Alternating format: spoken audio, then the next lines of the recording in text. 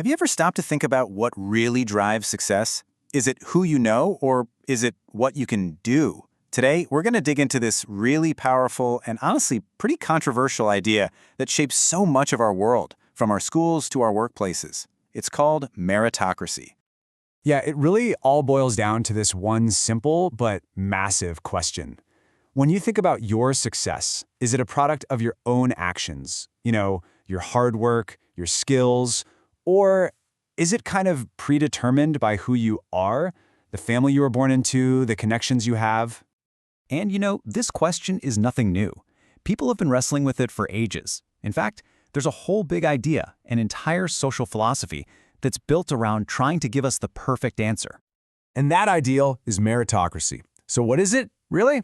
Well, at its core, it's the belief that your position in life shouldn't be something you inherit, it should be something you earn. Your success or your failure, well, it's meant to be a direct reflection of your own talent and effort.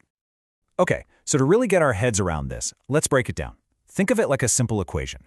What factors are supposed to count in this system? And, just as important, what factors are supposed to be totally ignored? All right, and this is where the ideal becomes crystal clear. On one side, you have the pillars of merit, your natural abilities and talent, the hard work you put in, and the skills and intelligence you develop. But on the other side, you've got everything a true meritocracy aims to make completely irrelevant. Your social class, your family's background, your personal connections. The principle is simple, and it's incredibly compelling, right? It's about what you can do, not where you come from. And in a system like this, if you can prove your merit, that's the key to unlocking some very real rewards. The promise is that getting the best jobs, making a higher income, and gaining social status, that's not a birthright. It's something you have to earn. The rewards are seen as legitimate because, hey, you proved you deserve them. Now, this whole idea of earning your place, it probably sounds pretty familiar, right?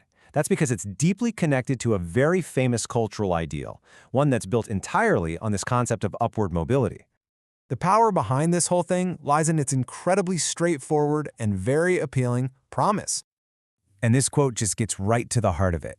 This one sentence captures the entire dream, that your starting point in life doesn't have to be your destination.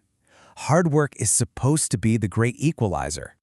And this very promise, that's the engine that drives the American dream.